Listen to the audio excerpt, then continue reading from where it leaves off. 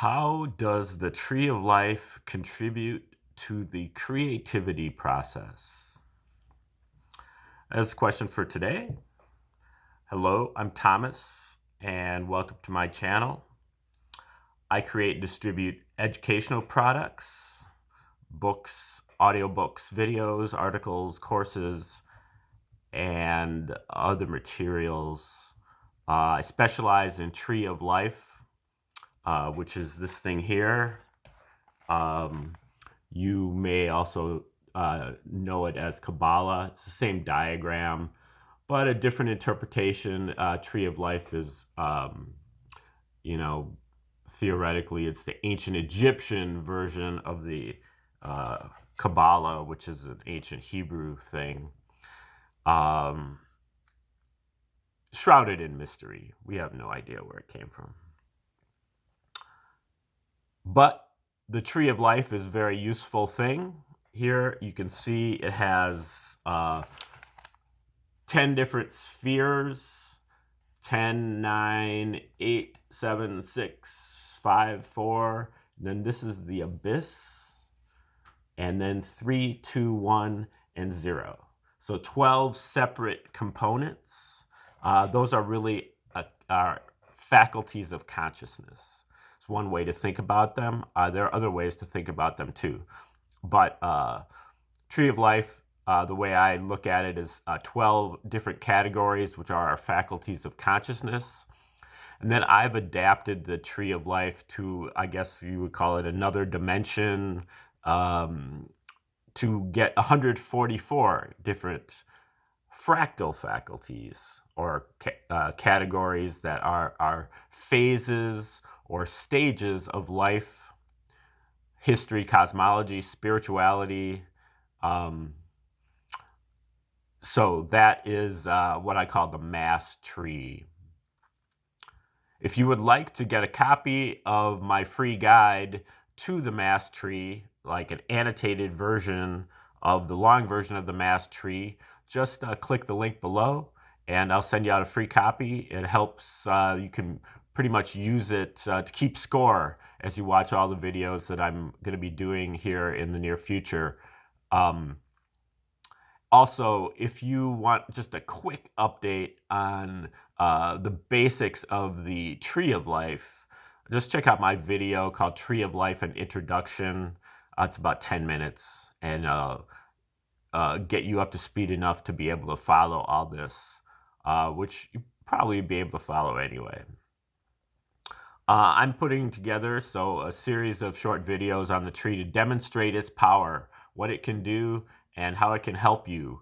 The benefits are legion. I discovered the tree maybe 25 years ago, and it has really helped me in my life, just kind of as an organizational tool. That's really what it is it's an elaborate mnemonic device that helps you remember things that are difficult to remember, things that are liminal, where you are at your wit's end to remember them because they're complex and difficult. The Tree of Life helps you remember things that are difficult to remember. And it does many other things miraculously that can really guide us through anything in the realm of consciousness. So let's check it out. See how the tree does where contributing to the creativity process. The spheres on the Tree of Life are emanations from the Creator of the universe, who is by definition creative. So we are creative to the extent that we emulate the Creator, act in its image, so to speak. So if we study the Creator by way of studying the tree, we can uncover the creativity process. The tree helps us study the Creator, especially when you get up to spheres 3, 2, and 1. This is really the divine aspect of the tree. Here is really like more mundane aspects. This is the bridge from the spirit, from the mundane to the spiritual to the divine. And then up here, these three, 1, 2, and 3, are really the divine aspects. 3, omnipotence. 2, omniscience. And 1, omnipresence. All powerful, all knowing, all present. And then 0 above the tree is really like a mystery.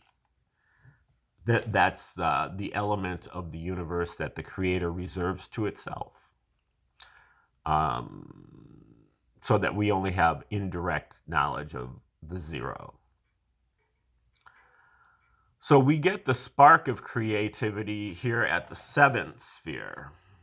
This is where our spark of creativity comes from. This is our imagination and our pleasure principle also. So these are ways to look at the 7th sphere. And, each one of the spheres that I break down into 12 stages, as I was saying before. 12 by 12 is 144. So I have 144 different stages.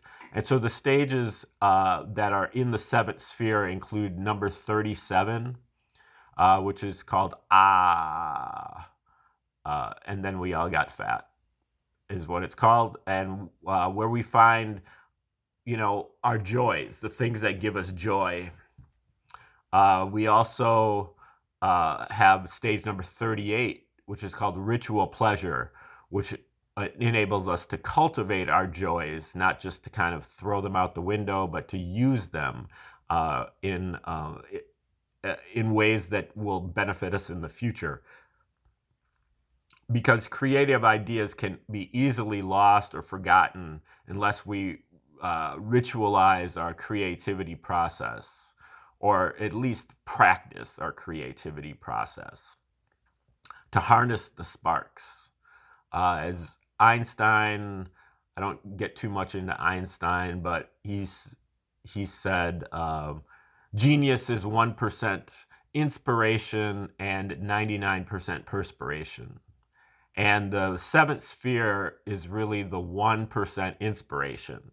So this is our spark, creative spark that we get, and then we have to cultivate that through a lot of hard work to get to the genius. So we ritualize our creativity process to harness the sparks. Also here, number 40, we have creative visualization or imagination, where we can imagine our future creative output. And imagination is like a funnel. So we imagine these things and then we can gradually move toward them. It pulls us. Once we imagine it, then we create a funnel so that we can pull toward that. Number 42 is called realization of waste, where we make sure our creativity is not going to be harmful to others in the long run. Then when we get the go-ahead, we work on elevating our creativity. So one way you can think of this is some of the Native Americans use the 7th generation test. They imagine how their invention will impact the world in 7 generations, not just today or 2 years from now, but all the way 7 generations hence. And if they see a problem, if they imagine a problem in the long term, then they don't develop their invention or their creativity.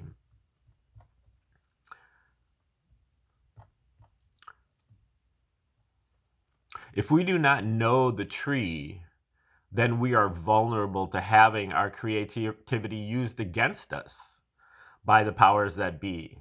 You can see this also in stage number 41, crossroads situation. Reminds us that the creativity process is hard work, and we cannot take shortcuts. And also going back into the A sphere. So you have the 7th sphere, and it's on the same level with the A sphere. The 7th sphere is the imagination. The A sphere is really where all the institutions, all the establishment resides. And they, in some cases, put a spell on us here at the 10th and 9th sphere. The 10th sphere is really about our animal consciousness, our survival instincts, and our desire to reproduce. And then the 9th sphere is really our domestic consciousness. So what we learn from our parents as we're growing up, and we learn to copy that, mimic that.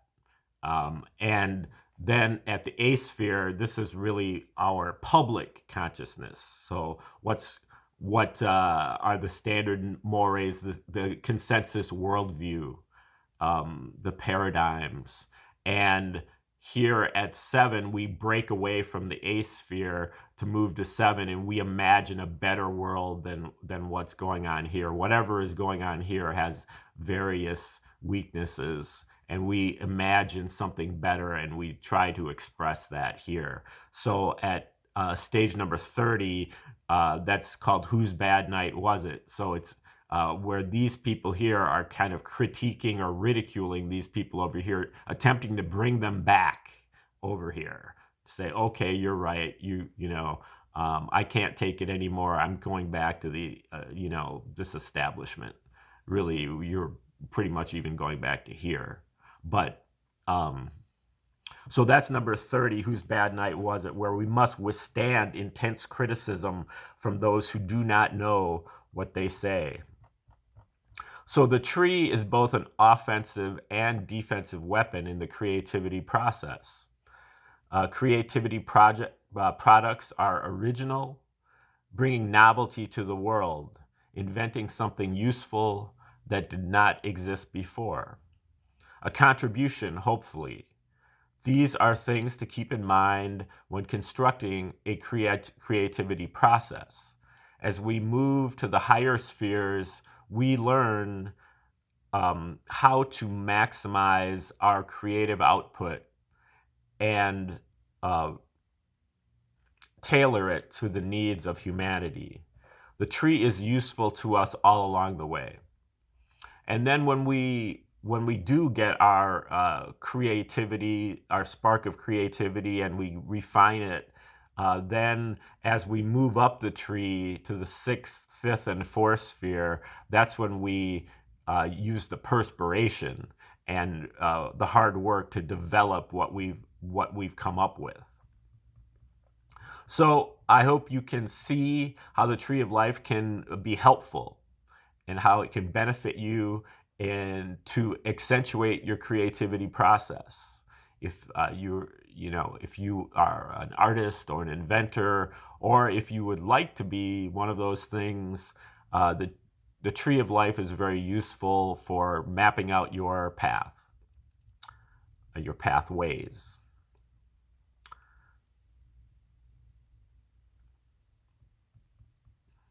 And also to defend it from potential usurpers. This becomes even more clear as we study the MASSTree, as we break it down into the fractal faculties.